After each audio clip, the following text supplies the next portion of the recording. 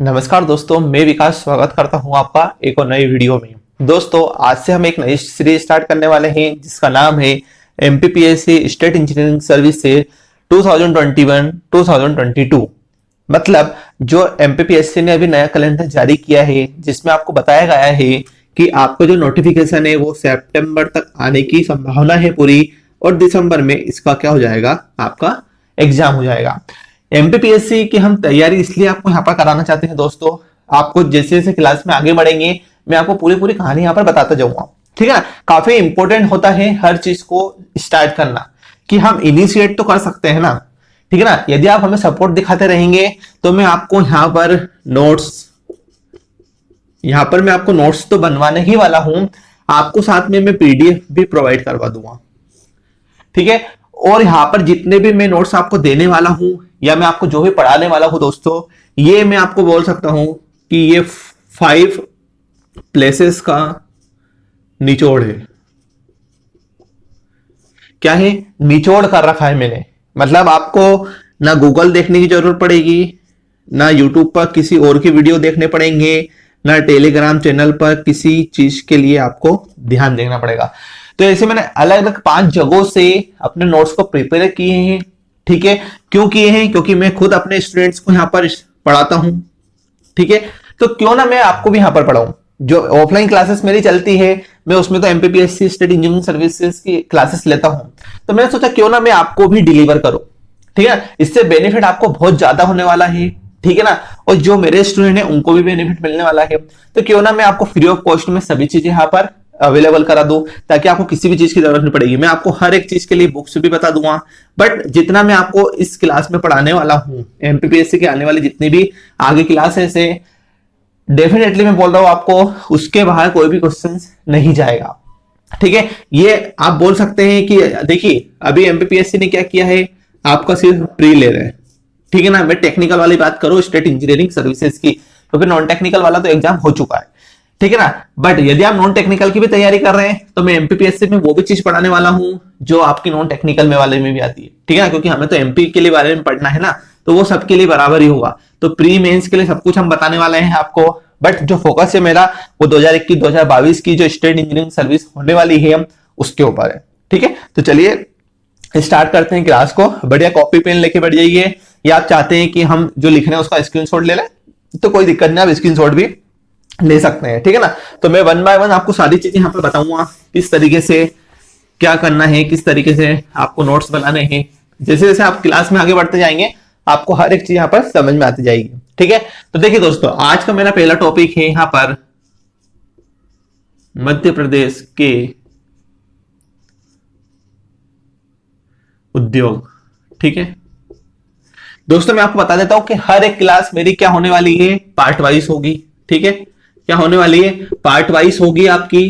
कोई भी आपकी बहुत ज्यादा लंबी लंबी क्लासेस नहीं होगी, 1 आवर 2 आवर की यहाँ पर क्लासेस नहीं होगी। मैं पार्ट्स में बताऊंगा, क्योंकि आप कहीं पर भी है, जिस भी जगह पर है, आप कम से कम वीडियो को देख पाएंगे।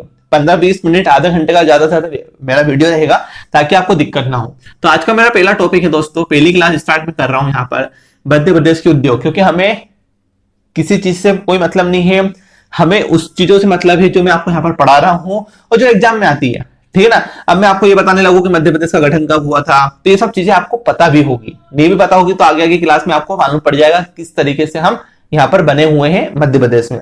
ठीक है ना, मध्य प्रदेश के बारे में हम आपको बता दें कि मध्य प्रदेश एक बहुत ही बड़ा राज्य है, काफी बढ़िया काम यहाँ पर चलते हैं। ठीक है ना, यहाँ की राजनीति, यहाँ की आप देख सकते हैं कि औद्योगिकरण काफी बढ़िया तरीके से यहाँ पर चलता है। ठीक है ना, कुछ चीजों को समझना आसान होता है, कुछ चीजों को समझना टफ होता है। हम बात करेंगे यहाँ पर मध्य प्रदेश के उद्योग से। मैं पॉइंट वाइज आपको सारी चीजें यहाँ पर बताने वाला हूं, तो आप मार्क करते जाइए, लिखते जाइए। देखिए पहला जो क्वेश्चन है आपका, या पहला जो प्रश्न है आपका यहाँ पर, वो आता है आपका मध्य प्रदेश के उद्योग से। तो वो है आपका औद्योगिक दृष्टि से मध्य प्रदेश का औद्योगिक दृष्टि से मध्य प्रदेश का कौन सा स्थान है, 7वां स्थान। हर एक कैटेगरी में आपको यहां पर बताने वाला हूं, बट आप इसको पहले ये समझ लीजिए कि जो मध्य प्रदेश का औद्योगिक दृष्टि से जो मध्य प्रदेश में जो है वो हम काय में आते हैं, यहाँ पर पिछड़ा राज्य है। क्यों है? एक डाटा अवेलेबल यहां पर मैं कर रहा हूं आपको, जिससे आपको पता लगेगा कि क्यों मध्य प्रदेश औद्योगिक दृष्टि से पिछड़ा राज्य है। ठीक है ना, आप क्लास में बने रहिए। ठीक है ना, पहले चीज हो गई आपकी औद्योगिक दृष्टि से मध्य प्रदेश पिछड़ा राज्य आता है। ठीक है, अब देखिए मध्य प्रदेश जो है आपका, मध्य प्रदेश जो है, इस मध्य प्रदेश में आपको मिलेंगे 52 डिस्ट्रिक्ट, जिसको हम बोल सकते हैं जिले, 52 जिले मिलेंगे। अब आपको पता है दोस्तों कि ये 52 जिलों में तो हर जगह आपकी इंडस्ट्री नहीं हो सकती, उद्योग मतलब इंडस्ट्री, तो मतलब 52 जिले हैं आपके, तो हर जगह पर आपकी क्या नहीं हो सकती है, यहाँ पर उद्योग नहीं हो सकते हैं। मतलब आप हर एक जिला कोई दूसरे जिले पर क्या होगा, डिपेंड होगा। ठीक है ना, तो वो कौन से राज्य हैं, मतलब कौन से आपके जिले हैं यहाँ पर जो सबसे ज्यादा इंपॉर्टेंट रखते हैं आपके मध्य प्रदेश में। ठीक है ना, तो पहला राज्य आप यहाँ पर नोट कीजिए, पहला है आपका भोपाल, इंदौर। ठीक है, इसके बाद आप लिख सकते हैं जबलपुर। ठीक है, इसके बाद आप लिख सकते हैं कटनी, उसके बाद आप लिख सकते हैं धार और ग्वालियर, धार और ग्वालियर। कुछ दोस्तों का क्वेश्चन यहां पर ये होगा कि सर सिंगरौली भी आता है आपका। ठीक है, सिंगरौली बिल्कुल आता है सिंगरौली, बट ये जो 6 राज्य है आपके 1 2 3 4 5 6, ये 6 जिले आपके इंपॉर्टेंट है, क्योंकि यहाँ पर बड़ी बड़ी फैक्ट्रियां हैं। भोपाल आपको पता है, इंदौर पता है, जबलपुर, ग्वालियर, धार, कटनी, सब जगह। ठीक है ना, तो ये जिले इंपॉर्टेंट है आपके, 6 जिले हैं आपके, जिसको आपको फोकस करना है इन जगहों पर। ठीक है, अब हम बात करते हैं आगे कि जो ये जो हमने आपको बताया, यहाँ पर देखिए, यहाँ पर जो मैंने आपको बताया कि ये जो पिछड़ा राज्य है आपका मध्य प्रदेश, औद्योगिक दृष्टि से कौन से उसमें आता है, पिछड़े राज्यों में आता है। तो सर हमें पता कैसे लगी कि ये पिछड़ा राज्य है, हमको देख के तो बता नहीं सकते, तो हम बताते हैं। एक क्या होता है कि भारत सरकार के द्वारा एक नीति गठन होती है, जिसको हम बोलते हैं DIPP, department of industry policy promotion. ठीक है ना, क्या होता है आप इसको लिख लीजिए, डिपार्टमेंट, इसका भी फुल फॉर्म कभी कभी आ जाता है, department of industry policy and promotion. ठीक है, इसको हिंदी में क्या बोलते हैं, हिंदी में भी आप नोट कर लीजिए, औद्योगिक नीति एवं संवर्धन विभाग। औद्योगिक नीति एवं संवर्धन विभाग एक रिपोर्ट जारी करता है दोस्तों। क्या करता है, एक रिपोर्ट जारी करता है। ठीक है ना, ये रिपोर्ट क्या बोलती है कि मध्य प्रदेश में या फिर किसी भी राज्य में, ये रिपोर्ट क्या बोलती है, ईज ऑफ डूइंग बिजनेस। ये समझना आपके लिए इंपॉर्टेंट है। देखिए दोस्तों, DIPP एक रिपोर्ट तैयार करता है। ठीक है ना, इस रिपोर्ट में ये बताते हैं कि ईज ऑफ डूइंग बिजनेस, किसी भी राज्य में बिजनेस करना कितना आसान है। ठीक है ना, तो ये क्या बताता है यहाँ पर, तो MP जो है इस ईज ऑफ डूइंग बिजनेस में MP का जो स्थान है वो 7वां है। ठीक है ना, MP की मैं बात कर रहा हूं। यदि हम बात करते हैं यहाँ पर आंध्र प्रदेश की, आंध्र प्रदेश फर्स्ट नंबर पर आता है। ये 2 कैटेगरी आपको इंपॉर्टेंट है। ठीक है, एक तो ये डिपार्टमेंट का नाम आपको याद रखना है, DIPP रिपोर्ट तैयार करती है। ये जो रिपोर्ट आई है ये जुलाई 2018 के अकॉर्डिंग मैं आपको बता रहा हूं। ठीक है ना, तो ये आपको ध्यान में रखना है। इस वजह से MP में बिजनेस करना 7वें नंबर पे आएगा। यदि आप बिजनेस करते हैं, कोई इंडस्ट्री डालते हैं, तो कितना आसान है, 7वें नंबर पे। बहुत सारी पॉलिसीज यहाँ पर होगी, इसलिए 7वें नंबर पे आता है। ठीक है ना, इस वजह से भी यहाँ पर आपका क्या हो जाता है, पिछड़ा राज्य हो जाता है। और भी मैं क्राइटेरिया आपको आगे बताने वाला हूं, जिससे आपको समझ में आएगा कि किस तरीके से हम यहाँ पर पिछड़े राज्यों में आते हैं औद्योगिक दृष्टि से। ठीक है ना, तो ये चीज आपको यहाँ पर समझ में आ गई। आप चाहे तो इसको लिख सकते हैं, आप चाहे तो इसको स्क्रीनशॉट भी ले सकते हैं। अब हम आगे बात करते हैं दोस्तों, आगे बात करेंगे यहाँ पर कि हम जो बात करते हैं यहाँ पर, कोई भी डाटा यदि आपको अवेलेबल होता है तो वो डाटा किस तरीके से अवेलेबल होता है। जैसे जनगणना होती है 10 साल 5 साल में होती है, तो हम उसको क्या नाम देते हैं, पंचवर्षीय योजना। क्या नाम देते हैं हम उसको, पंचवर्षीय योजना। ठीक है, मैं आपको बोल रहा हूं इसलिए कि आपको शायद समझ में नहीं आएगा, तो आप कम से कम सुन सकते हैं। पंचवर्षीय योजना, ठीक है ना। अब देखिए, भारत सरकार ने पंचवर्षीय योजना को, भारत सरकार ने मतलब गवर्नमेंट ऑफ इंडिया, भारत सरकार ने सन 1951 में पंचवर्षीय योजना को क्या किया था, अपनाया था। ठीक है, मैं बहुत इजी तरीके से बता रहा हूं दोस्तों। जैसे जैसे क्लास आगे बढ़ेगी ना, आपको पता लगेगा कि मैं आपको हर एक क्लास में एक ही चीज में सब कुछ बता दूंगा। ठीक है ना, मतलब ये है कि आपको किसी दूसरा वीडियो गूगल पे डिपेंड नहीं रहना पड़ेगा, आप एक ही प्लेटफॉर्म पर सारी चीजें समझ लेंगे। ठीक है ना, तो भारत सरकार ने 1951 में पंचवर्षीय योजना को अपनाया था। ठीक है ना, अब जब पंचवर्षीय योजना को अपनाया, मतलब यहां से क्या हो गई, पंचवर्षीय योजना स्टार्ट हो गई। तो पहली जो पंचवर्षीय योजना थी वो 1951 से 1956 तक चली। ठीक है, आप इसको नोट कर लीजिएगा, इससे क्वेश्चन डेफिनेटली यहां पर बनता है पंचवर्षीय योजना से। फर्स्ट जो है आपकी 1951 से 1956 तक आपका यहां पर क्या हुआ, पहली पंचवर्षीय योजना बनी। ठीक है, दूसरी जो पंचवर्षीय योजना थी, इन पंचवर्षीय योजना में क्या क्या काम हुए मैं आपको आगे बताने वाला हूं। दूसरी पंचवर्षीय योजना चालू हुई 1956 से 1961 तक। ठीक है, तीसरी जो पंचवर्षीय योजना स्टार्ट हुई थी, तो इसमें क्या हुआ था, थोड़ा सा 1956 से 61 तक चली, 61 से ये चली आपकी 1966 तक। ठीक है, चौथी पंचवर्षीय योजना जो थी उसमें थोड़ा सा क्या हुआ, आपको यहाँ पर एक तरीके से कुछ डिस्टरबेंस क्रिएट हुआ, और फोर्थ पंचवर्षीय योजना बनी 2 साल बाद 1969 से 1900, यहां पर आप 5 साल जोड़ सकते हैं तो 74। ठीक है, 74 तक चली। फिफ्थ पंचवर्षीय योजना चली आपकी 1974 से 1979 तक। ठीक है, 5 साल हो गए आपको। तो ये आपको क्रम याद रखना है, ठीक है ना। ये इंपॉर्टेंट पैरामीटर्स मैं आपको यहाँ पर प्रोवाइड करवा रहा हूं। पहली पंचवर्षीय योजना चली 1951 से 56 तक, दूसरी चली 56 से 61 तक, तीसरी चली आपकी 61 से 66 तक, फोर्थ चली 69 से 74 तक, फिफ्थ चली 74 से 79 तक। ठीक है ना। अब मैं आपको ये भी बताऊंगा, पूरी 10 पंचवर्षीय योजना बताऊंगा मैं आपको आगे।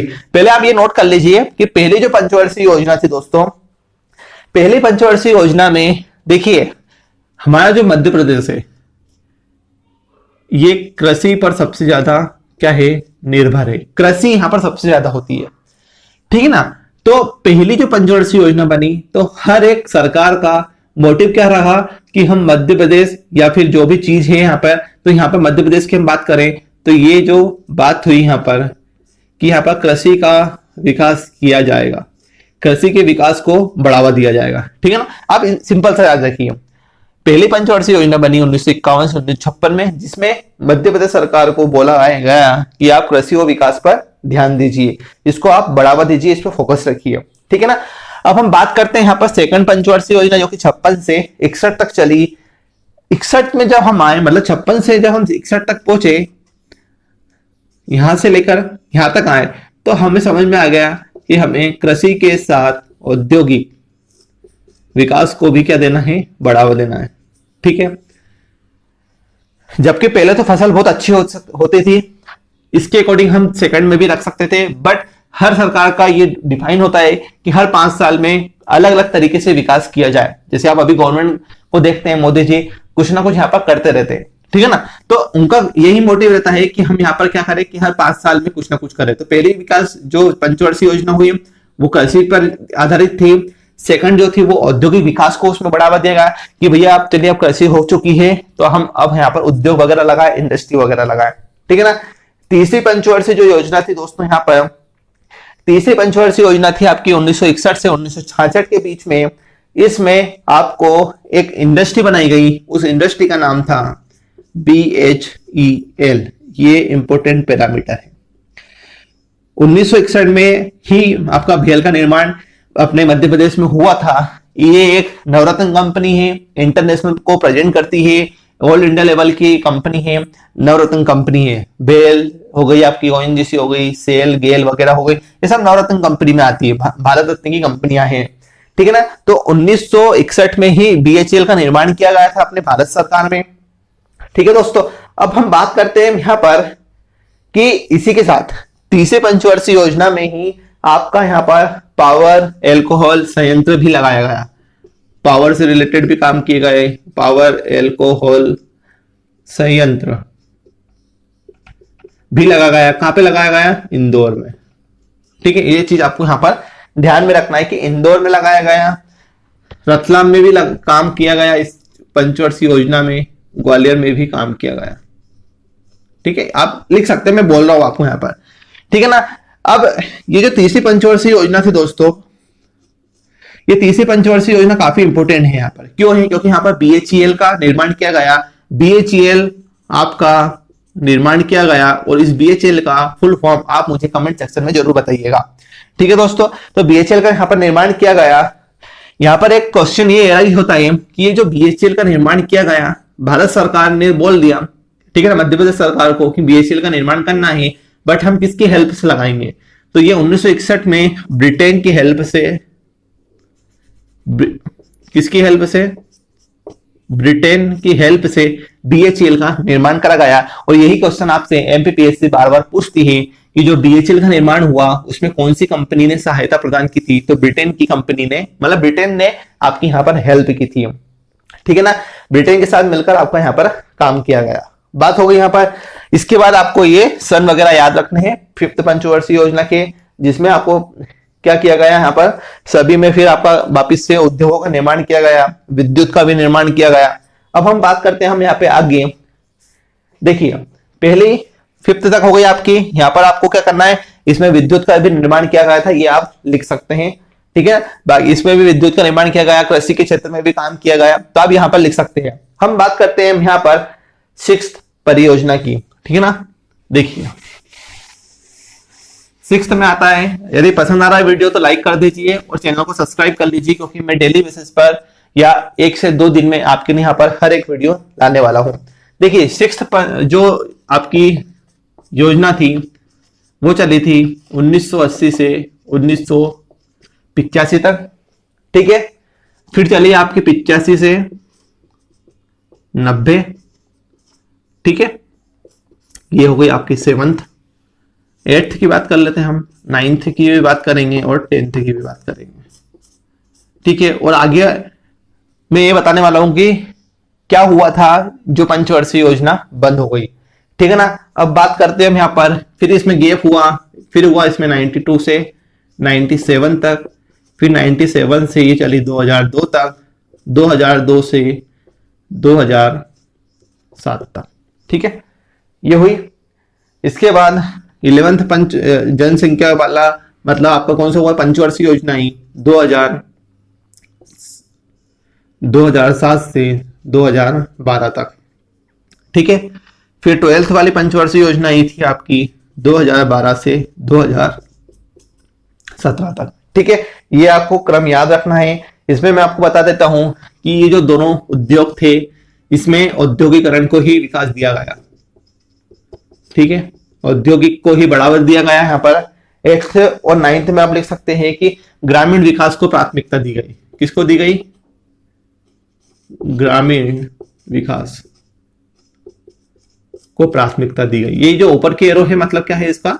प्राथमिकता दी गई। ठीक है, 8th और 9th में। 10th में यदि हम बात करते हैं तो यहाँ पर ये बोला गया 10th में कि भैया अब हमें यहाँ पर गरीबी को दूर करना है।